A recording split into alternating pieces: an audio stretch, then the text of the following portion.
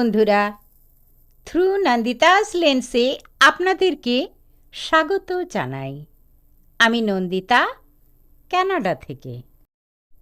আজ আমি মিক্স ভেজিটেবলের একটি খুবই সহজ রান্নার রেসিপি আপনাদের সঙ্গে শেয়ার করব।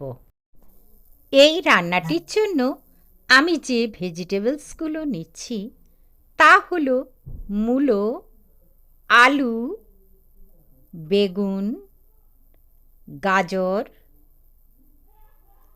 বাঁধাকপি কিছুটা বড় বড় করে কেটে, আর ফুলকপি নিলাম। কুমড়ো, আমার ফ্রোজেন কুমড়ো এখানে পাওয়া যায়, সেটাই নিলাম।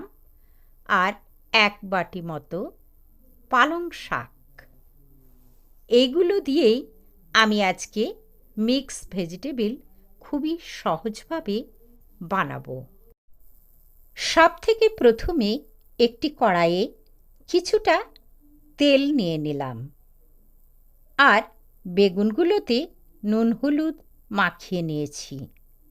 এগুলো আমি একটু ভেজে নামিয়ে নেব। একটু বেশি করেই তেল নিয়ে ভালোভাবেই বেগুনগুলো ভেজে নেব। ভাজা হয়ে গেলে আমি একটি পাত্রে তুলে রেখে নিলাম। কড়াতে আর একটু তেল দিয়ে নুন হলুদ মাখিয়ে নিলাম ফুলকপিগুলোতে, আর এগুলোও ভেজে তুলে রাখব। ফুলকপিটাও ভাজা হয়ে গেলে একটি জায়গায় তুলে রেখে কড়াইতে আর একটু তেল দিয়ে 1 চামচ 5 ফোড়ন দিয়ে দিলাম।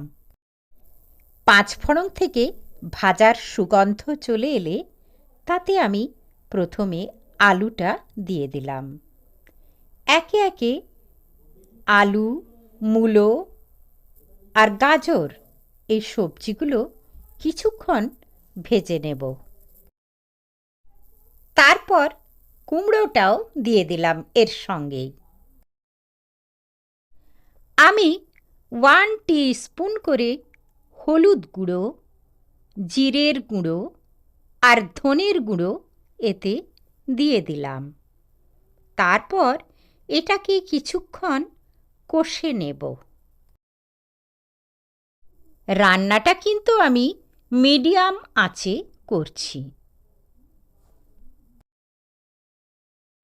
কেটে রাখা বাঁধাকপিগুলো মিশিয়ে তাতে স্বাদ মতো নুন দিয়ে দিলাম।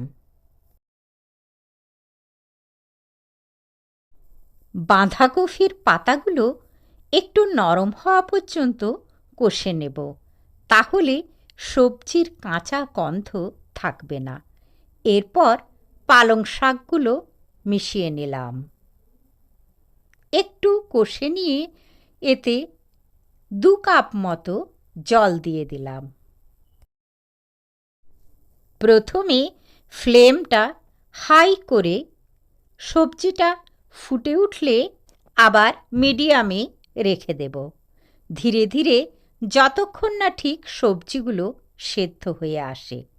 যখন 90% সবজিটা সেদ্ধ হয়ে যাবে তখন আমি ফুলকপি আর বেগুনগুলো এর সঙ্গে মিশিয়ে নিলাম।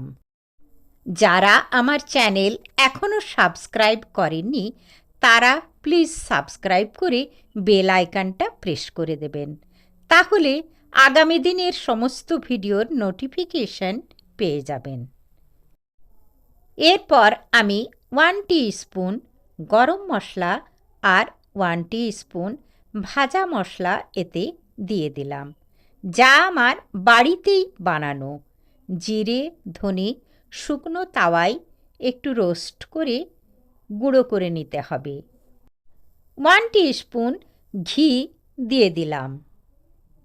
আপনি চাইলে এই মিক্স ভেজিটেবলে আরও অন্য ভেজিটেবল বা পনিরও অ্যাড করতে পারেন। আজকের মতো বিদায় নিলাম। আসছি আবার ফিরে নতুন কোনো ইন্টারেস্টিং ভিডিও নিয়ে।